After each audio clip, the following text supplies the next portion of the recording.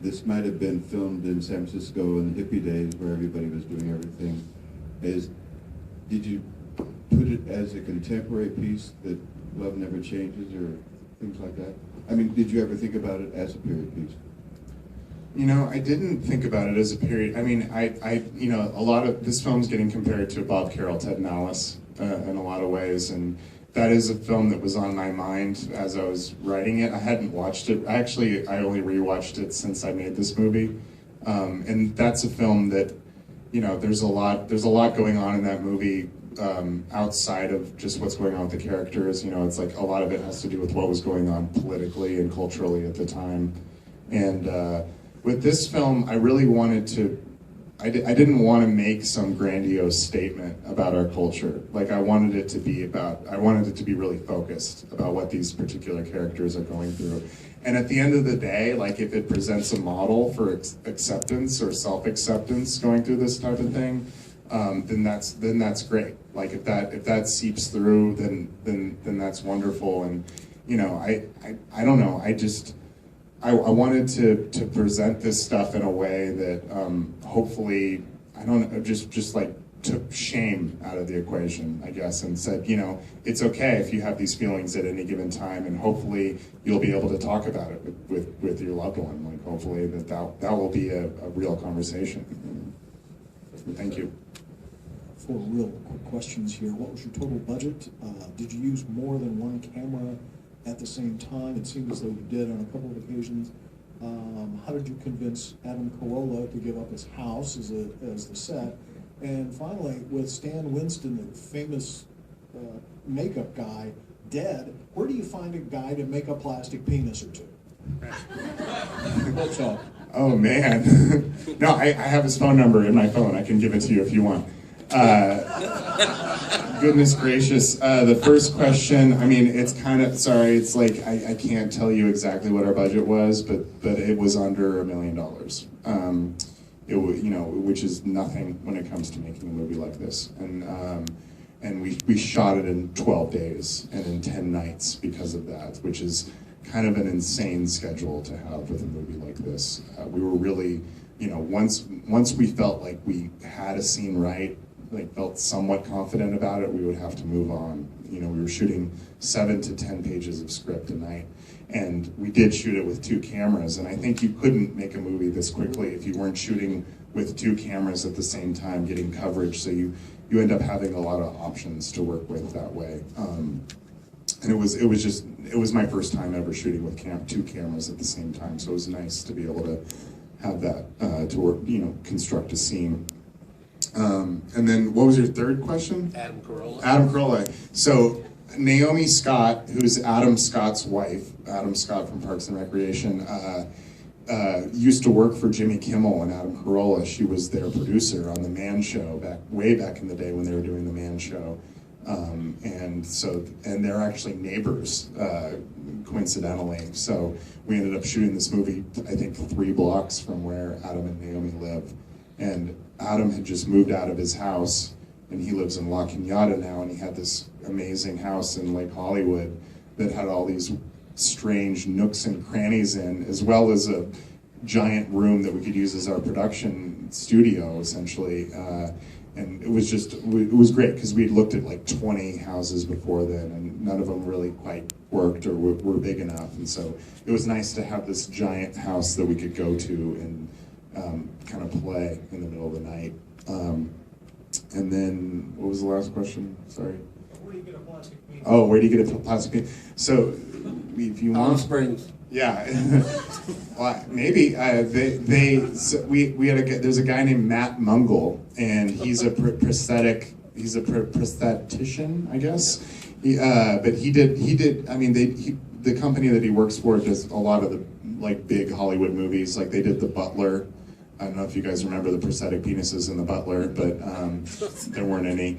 But he does, you know, he does like heavy FX makeup and severed limbs and, you know, all kinds of crazy stuff. And he was great, because we went to him and said, look, we have no money, but we think that this movie, this could be a cool opportunity for you. And he took us on. There's actually, I think in this week's issue of Newsweek magazine. There's a interview with him and an article about Matt, who did our buddies up there.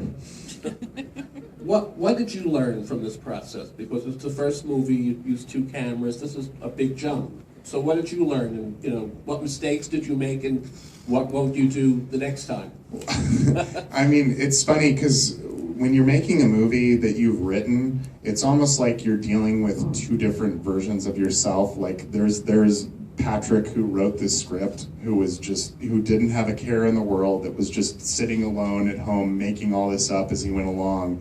And then there's Patrick, the director, that was having to deal with all the problems that Patrick, the writer, set up for himself, And so it's you like disassociate or something at that point. And so I learned a lot about going back into the writing process in terms of setting myself up for situations where I could actually pull them off once we got on set. But it was great. It was really. I was really lucky to find both a crew and actors that got the material, got the tone that I was trying to go for, and were willing to, stay up all night and get completely exhausted for 2 weeks making this movie. It was a convergence of a lot of great people working together. So do you still want to write and direct? Absolutely. Yeah, but you want to write your own material and direct your own material. Yeah, I'm also open to other script. If I find a script that I respond to and that I feel like I could, bring something to the table on, I would definitely direct it. But, one thing I learned about making this movie and sort of the freedom that you get from writing your own material is that it's a rare thing, and a special thing. And it's hard though. It's hard to go back into the process of writing. Is very intense and difficult. You're kind of wrestling with yourself essentially, and starting with a blank page. There's nothing scarier than starting with a blank page, We've got a question over here. I don't need a microphone. This is a non-penile question. It's a non-penile question. I guess they have to hear me. I hate to have a non-genital question. Oh, I love it. I welcome it. They're not questions, they're just observations. Thank you for honoring us to be here on the night that your film goes to 300 theaters. We appreciate that. Thank you guys so much. Anywhere but to you. Thank you. And also, I think you've written one of the great lines that may add to the lexicon. Adam says something to the effect that I think I gave birth to myself tonight. That's some great stuff, man. So great writing. Thank you, man. Really appreciate that. Anybody else have a question? I'm just curious, how long was post-production and what was the editing process like? So my editor is actually one of my best friends since I was 18 years old. He was one of my best buddies who's the editor. He edited this other film, Creep, that I made with Mark Duplass. And so it was, it was just a completely fluid process being able to edit with him. And we shot this film in April of last year. We had to complete it for the deadline to submit to Sundance, which was, I think, August. The late deadline is September. And so we spent probably 4 months editing it. And then we had 2 or 3 sessions where we would show it to fellow filmmakers and get notes and then go back in and do some adjustments to it. But there was really only 2 or 3 sessions where because we shot it so quickly and because we only had so much time to make it, our shooting ratio for this film is like 2 to 1. Like normally with a film you can kind of do take after take after take on one scene or one moment, and with this movie we really only had 2 or 3 takes for each scene before we got it right. And that was, that's, I think, a huge testament to the actors. I really have to give it up to them for just being completely focused and able to deliver under that time frame. Well, it was a really great movie. I really enjoyed it. Thank you. The one thing I kind of watched and I kind of worry about is you're in a very busy weekend here with big movies coming out. This is a big weekend. can you just kind of talk about having your first movie in such a busy weekend? And then I got another follow-up if I can remember it. Yeah. No, I mean, so our initial release was 2 weeks ago, actually, in New York and Los Angeles. And I think the distributor that put the movie out was really smart, having the initial release be just in New York and LA. Because of that, you know, how they sort of gauge how well a film is doing these days, especially if it's a smaller film, is how much money a film makes per screen. And what was really great about that first weekend is we actually were the third highest per screen average in the country. So it was Inside Out, Jurassic World, and then us. So, you know, according to, you know, industry standard and what the, you know, with how the trades, you know, in terms of within the industry, we were the third, you know, best film that weekend. In terms of actually getting butts in the seats in the theaters that we were in. So, you know, in that sense, it's already been great. Like there are, like it sort of put our distributor's a new distributor, they're called The Orchard. And so it's kind of put them on the map in a great way. And then our second weekend, you know, it wasn't a giant weekend, but we were able to keep the screens that we had. Like they were making enough money that we didn't get dropped from any of the screens. And then this weekend is just, you know, they only went out in 300 screens. Normally when a film is released wide, it's like 3,000 screens or 2,500 screens. And they were really smart to just kind of go to each city and say, okay, what's the screen that this film is most likely to do well on? And, you know, for Palm Springs, it was this cinema here. You know, for the most part, it's like art, you know, the art house cinema that's in each individual city. And so, you know, I think it's smart. And I think this is a movie that also is going to probably do much better on video on demand, also than in the theater. You know, it's a movie that, you know, it's got these recognizable actors from television. It's 80 minutes long. It's easy enough to just click on when you're watching it at home. So, this release, while it's nice and I feel very, you know, grateful that it's happened, it's also just kind of exists as a way to develop word of mouth for the movie, essentially. I mean, I think that's the main goal. Well, going against Magic Mike, you should tell them to let people know that you guys deliver. I know, yeah. The follow-up question I have for you is, for your next project, this was a small project.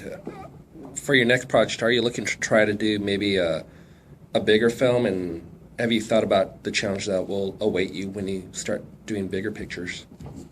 Yeah, absolutely. I mean, I'm completely open and excited about the idea of doing a film with a bigger budget. I mean, I think that's the goal, essentially. You know, one of the things that I've learned making a movie like Creep, which was my first movie, which we made for maybe, I think, you know, our budget while we were making it was like $10,000. We made it for no money. And then this movie, you know, having a little bit more money, is you really become aware of all the new tools that are available to you. And it's great because with each of these new tools, I feel like I'm able to use them much more deliberately because I know that they exist, because they didn't exist on the last one. And you know, it's like all of a sudden there's someone here to help me with lighting the movie, or, you know, even having a cinematographer, which I didn't have on my first movie, you know. So all of a sudden I have these new people to bring into the fold and collaborate with. So, you know, I'm excited about the idea of making something bigger, for sure. I have a two-part question. As a fairly new filmmaker, do you read all the reviews, and do they affect you? I mean, and also, is this movie going to open doors for you now? Yeah, well, I mean, it's already opened doors. You know, this is a movie that, while it's really small budget-wise compared to other movies being made in Hollywood, because of Sundance, a lot of industry people watch movies at Sundance, and then because of the actors who are quite recognizable, you know, it exists in a way that industry people can watch this and say, oh, maybe he could direct another big comedy, or, you know. So I am getting scripts sent to me and stuff like that, and that's been really fun and kind of overwhelming, I guess, because you get really excited, you know, with these opportunities, but then maybe you read the script and you know, your intuition is telling you it's not you, you know, it's not you at the end of the day, it's not what you want to be putting out. So, you know, I'm having to kind of balance that right now and remember to be true to myself, I guess, with that stuff coming my way. And then what was the first question? Or do you read the reviews? Oh yeah, no, I read every single review. I'd like to say I don't, but I'm pretty obsessive compulsive in general, and so I need everything on my desk needs to be perfectly aligned before I can start writing. And then because it's such a ridiculous thing to make something and put it out in the world and then have all these reactions to it. Well, do they affect you though? If you read a negative review, do you get depressed or upset? No, I don't know. Maybe at first, I guess, during Sundance when the first response to the movie came out, and there was a lot of great reviews, but there was a couple bad ones, of course, as it happens, and that was a bummer. But at the end of the day, you read these reviews, and I feel bad. I feel bad if anyone paid for the movie and didn't like it. At the end of the day, my goal is to make a film that's entertaining, and to make a film that people are getting their money's worth, because it's just so hard to get people out to the movie theater nowadays, And so I am thinking about that for sure while I'm making a movie, while I'm thinking of movies, that I want to make something that's hopefully entertaining from moment to moment. But then, at the end of the day, also, when you read these reviews, it's and that's also, once I started to make film and actually make movies and actually start a project that takes 2 years to finish or 3 years to finish, I become much less critical of myself and much more sort of empathetic towards the people actually making the work. And so at the end of the day, maybe if I read a review that says the movie was lazy or says, what's cool about this movie is we haven't really gotten any all-out, we haven't really gotten bad reviews, this is a terrible movie. We've gotten reviews that you try to do something and you didn't quite get it, or we got reviews that are this is something new and awesome. And so I'd rather have that, I guess, at the end of the day. Yeah. Well, I feel bad if somebody says my radio show sucks and it's free. Yeah. So screw 'em.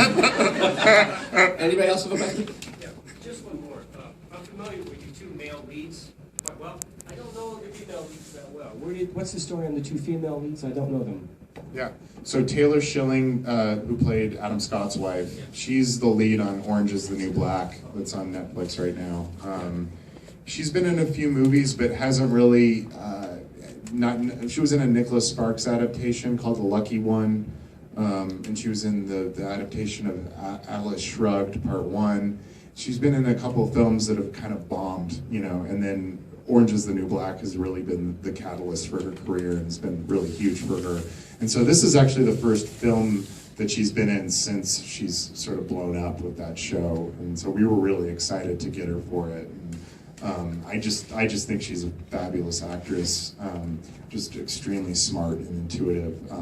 And then Judith Godrèche is she's quite well known in France. She's a big actress in French comedies that are made for the French market. She's been in a few films that have been released here. There was a film called Ridicule that was released on Miramax in the 90s. There was another film called L'Auberge Espagnole, and then she played Leonardo DiCaprio's love interest in The Man in the Iron Mask. So there's been a couple of things that she's been in for an English market, but for the most part, this is probably her biggest, her biggest role in an American film. Patrick, I think you're on your way. This is a really good start. Thank you. Any parting words you want to leave us with? No, it's a big deal to come out to the movies, and I really appreciate you guys coming out tonight. So thank you from the bottom of my heart. Let's say Patrick. Good.